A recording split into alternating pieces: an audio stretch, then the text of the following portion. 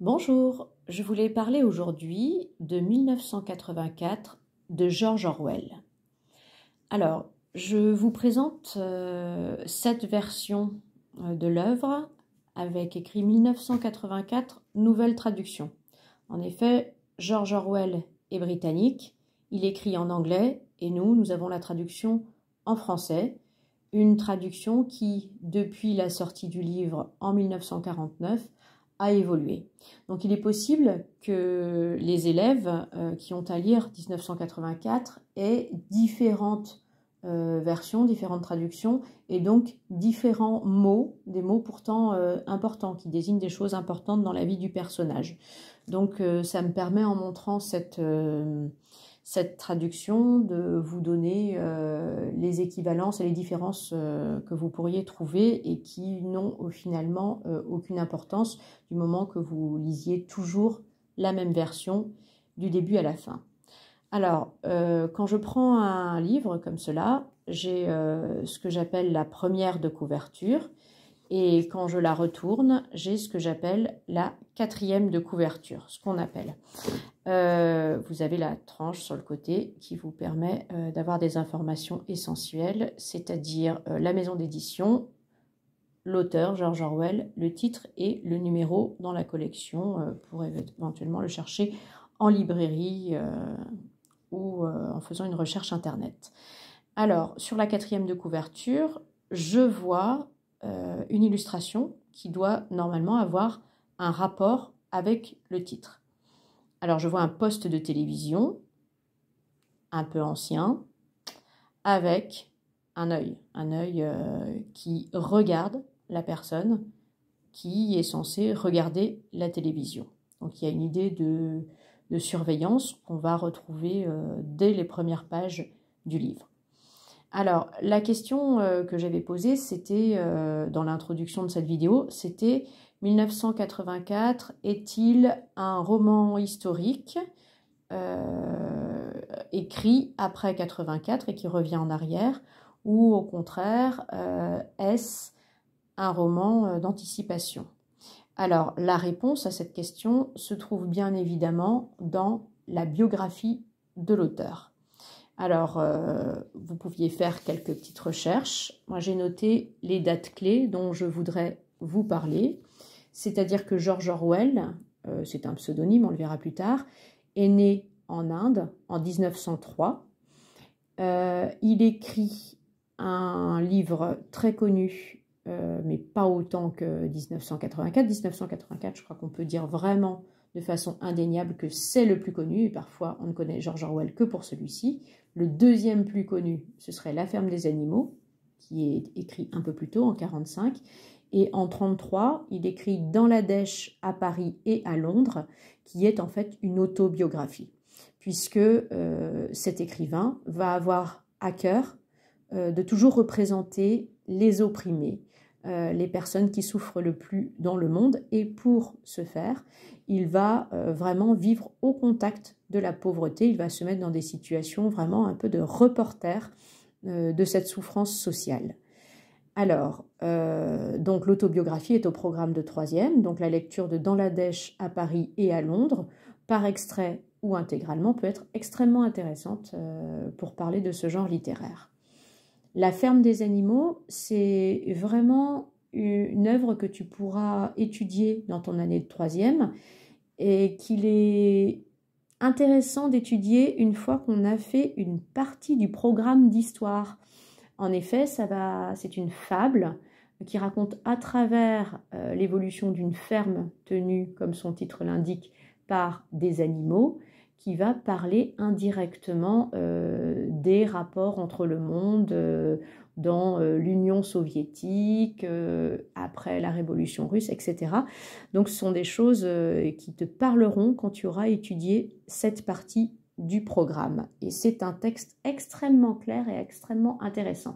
Il est écrit très simplement pour être compris du plus grand nombre, mais il y a plusieurs niveaux de lecture et il est extrêmement intéressant. C'est vraiment une fable à clé, c'est-à-dire que derrière chaque animal peut se cacher, on peut voir un personnage historique ou un journal ou l'équivalent de quelque chose.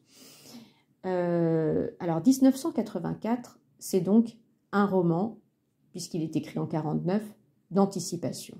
Donc en fait, l'auteur va se demander en 1949 comment pourrait être le monde en 1984, qui est pour lui une époque futuriste. Et donc, c'est ce que nous allons découvrir, sa vision de cet imaginaire, qui a depuis, on peut le dire, été vraiment reconnu. Il a été vraiment lu depuis sa sortie. Ce roman est extrêmement connu et il a été racheté massivement dans des périodes particulières de l'histoire. On peut dire que l'élection de Trump aux États-Unis a déclenché un nombre d'achats et de lectures de ce roman. Pourquoi ? On peut dire aussi que les systèmes de surveillance qui ont été révélés sous les régimes américains de Bush et d'Obama, ensuite, ont de la même façon relancé la lecture par rapport à l'histoire de la surveillance, qui est déjà annoncée dès l'illustration. Donc, ce roman, il est peut-être difficile à comprendre, il est peut-être difficile à aborder, mais tu peux déjà voir qu'il apporte beaucoup de réponses et qu'il soulève beaucoup de questions sur notre façon de vivre aujourd'hui et notre façon de comprendre le monde. C'est pourquoi les enseignants de français ont très envie, en général, d'étudier ce texte anglais parce qu'il est extrêmement intéressant pour lire, comprendre, questionner la société actuelle. Alors, je vous laisserai observer que ce roman, 1984, est composé de 3 parties. Je vous laisse regarder dans le livre à peu près la constitution de chaque partie. Moi, je trouve assez intéressant d'aller voir toujours les articulations entre les parties, d'aller voir éventuellement les dernières phrases. Moi, je ne suis pas du tout contre le fait d'avoir des informations en avance, de spoiler, comme vous diriez peut-être. Donc, je trouve ça intéressant de voir comment se termine une partie. Et là, à la fin de la deuxième partie, je vois guerre et paix, liberté et servitude, ignorance et puissance. Ce sont des propos extrêmement étonnants. Donc du coup, je pense que ça vous met bien dans l'ambiance et vous allez pouvoir vous demander justement comment la première partie nous amène à une telle conclusion.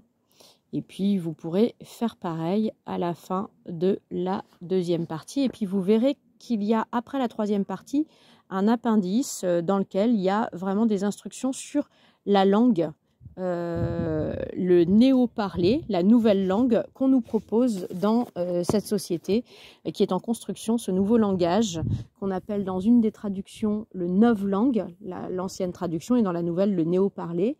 Et à quoi sert ce changement de langue pour évoquer le monde et ce monde qui doit changer et que les politiques essaient de faire changer. Alors, je vais vous demander, en attendant la prochaine vidéo, de répondre plus précisément aux questions que j'avais déjà évoquées, mais à partir vraiment du début du texte. Donc, je vais vraiment vous dire sur quel passage travailler en attendant la prochaine vidéo qui va venir très rapidement. Donc voilà, vous commencerez au début de la première partie. C'est un jour d'avril froid et lumineux et les pendules sonnent 13 heures. Winston Smith, qui rentre le cou dans les épaules pour échapper au vent aigre, se glisse à toute vitesse par les portes vitrées de la résidence de la Victoire, pas assez vite tout de même pour empêcher une bourrasque de poussière gravillonneuse de s'engouffrer avec lui. Le hall, etc. Nous avons une description. Et moi, j'aimerais que vous alliez jusqu'à donc 2 pages plus loin. Ça dépend de donc à peu près 3 pages. Ça dépend de l'édition.